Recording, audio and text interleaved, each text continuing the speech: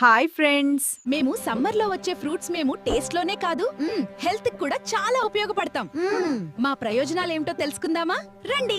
నేను మామిడి పండు. నాలో విటమిన్ ఏ సి తో నిండిపోయి ఉంటాను. ఇమ్యూనిటీ పెంచుతాను మరియు స్కిన్ గ్లో కి కూడా హెల్ప్ చేస్తాను. నేను నెరుడు పండు. షుగర్ లెవెల్స్ కంట్రోల్ చేయడంలో హెల్ప్ చేస్తాను. డైజెషన్ కి కూడా చాలా మంచిది.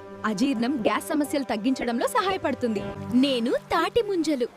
నన్ను ఈజ్ యాపిల్ అని కూడా పిలుస్తారు. వేసవిలో నేను మీ శరీరానికి చల్లదనం ఇస్తాను.